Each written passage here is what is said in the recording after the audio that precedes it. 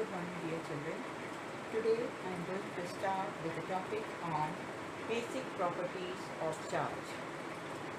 As I had introduced in the previous video regarding what is charge, what are the properties of charge, how charges are produced, all these topics we have covered in the previous video. Now, continuing with the basic properties of charge, there are three basic properties possessed by the charge. Now, these three properties are, very first, it is additivity. Additivity of charge.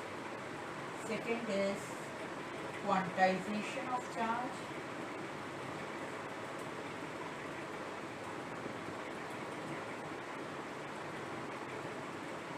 And third property is conservation of charge.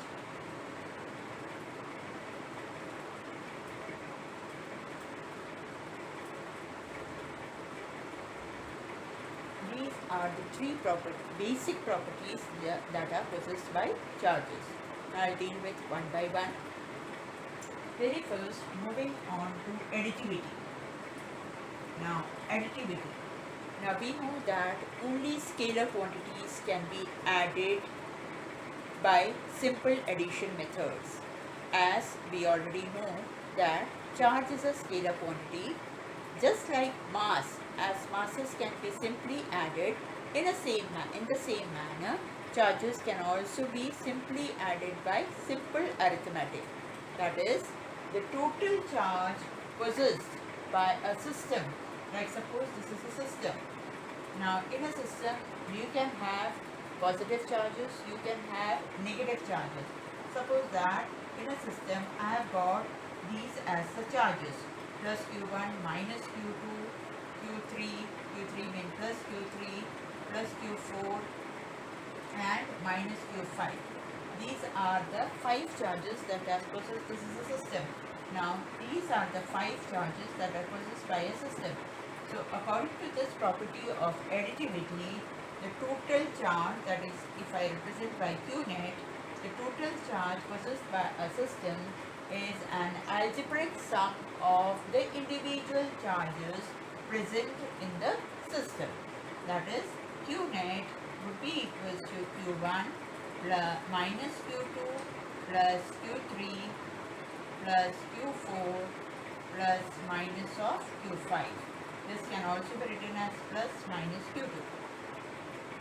So this is the property of additivity. That is, simply you need to add considering the positive and the negative sign. That is what is meant by additivity of charge. Now next, coming to a very important property, that is quantization of charge. What do we mean by quanta? Now, the minimum amount through which a physical quantity can change, the minimum amount through which a physical quantity can change is called as a quantum, right? Now, this quantization of charge is applicable for microscopic bodies. Now, what does this quantization of charge mean? Quantization of charge means the total charge, suppose if I am taking it to be Q, the total charge possessed by a system is always an integral multiple of a minimum amount of charge. That is, now where the minimum amount of charge is considered to be an electron. So I will represent that by E. So the total charge that is possessed by a system is an integral multiple of the minimum amount of charge or the basic charge, which is considered to be an electron. This can also be written as Q is equals to plus minus Ne, because some bodies may lose the electron, some bodies may gain the electron. Hence, that based on that losing or gaining, it can be either positive or negative.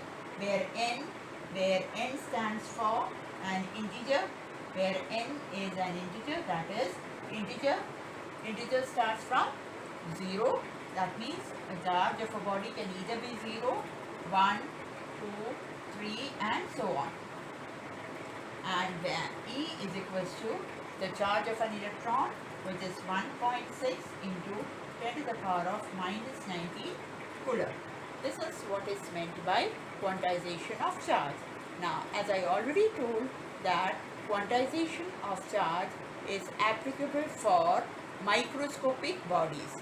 You cannot consider it for macroscopic bodies. Now, why don't we consider for macroscopic bodies? Now, in macroscopic bodies, what happens if I consider this part Ne, there N becomes very large. N is much greater than the charge of an electron. Like if I consider that whenever we switch on the bulb, the bulb glows as soon as it is switched on. There we couldn't see that each electron is entering into the bulb and the bulb is flickering. We cannot see because that is a continuous process. There the number of electrons are much larger as compared to the magnitude of charge. Hence, for those type of bodies are said to be continuous bodies, where the number of charges are much larger than the charge of an electron. These bodies are said to be macroscopic bodies. Hence, we consider the quantization of charge for microscopic bodies. Now, coming on to the next property, that is conservation of charge. As many of them are already aware of this topic, that is conservation of charge. What do we mean by conservation of charge? It's an already known topic for each and every one of us. Now, conservation of charge has got 2 points. That is the total charge of an isolated system. This can be divided into 2 parts. That is, the total charge of an isolated system always remains constant. Total charge of an isolated system always remains constant.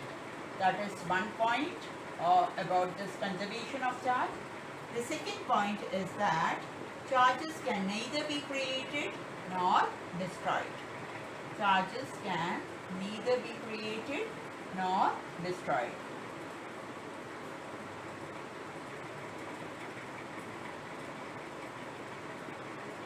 These are the 2 points related to conservation of charge. So, these are the 3 basic properties those are possessed by charges. Now, let's compare the properties of charge and mass. Very first, charge may be positive, like suppose this is charge and this is mass. First point is that charge may be positive, negative or 0. Whereas, what about mass? Masses are always positive.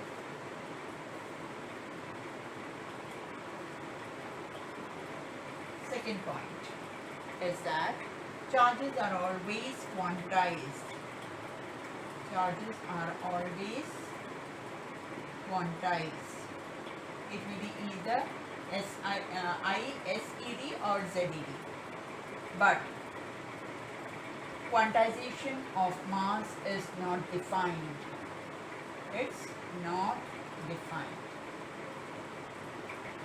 Right? Not yet. Third point is that charges are always conserved. Charges are always conserved. Whereas for mass by itself is not conserved. Not conserved by itself. As why it's not conserved by itself? Why? Because it can be converted into one form to another form. As it can be converted into energy. by Einstein's mass energy relationship. Okay. Fourth point is that charges does not depend on speed. It's independent of speed. Independent of speed. Whereas mass, according to the relativistic concept, mass changes with speed.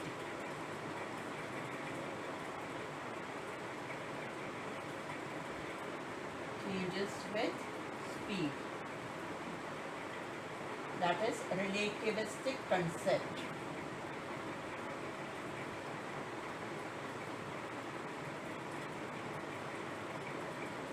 Right? Now, the force that exists between two charges is called as electrostatic force. So, the electrostatic force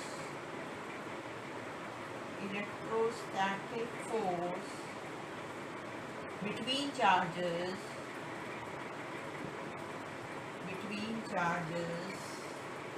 may be attractive or repulsive. May be attractive or repulsive. Now, what's the force that exists between two masses? The gravitational force. That is, the gravitational force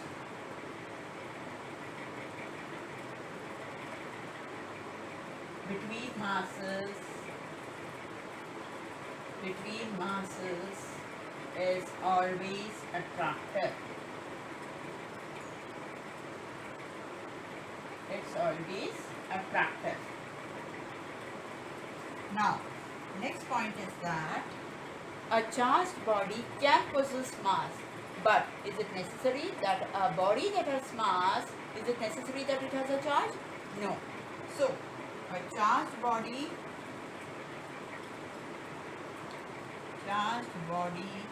possesses mass, but a body with mass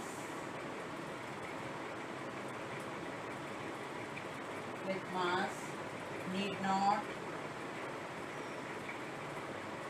necessarily be charged. The last point is that charges may cancel out each other, right?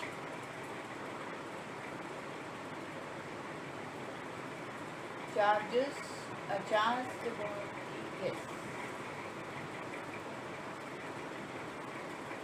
Electrostatic forces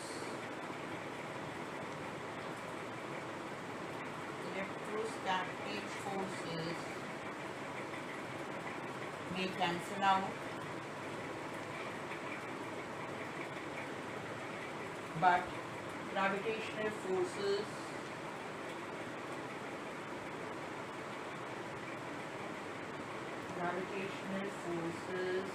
between two masses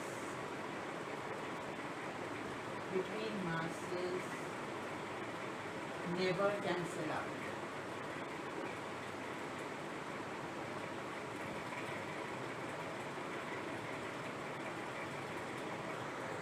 That is, the gravitational forces between the masses, they never cancel out. Okay? Is it clear, children? I hope you all have understood these points.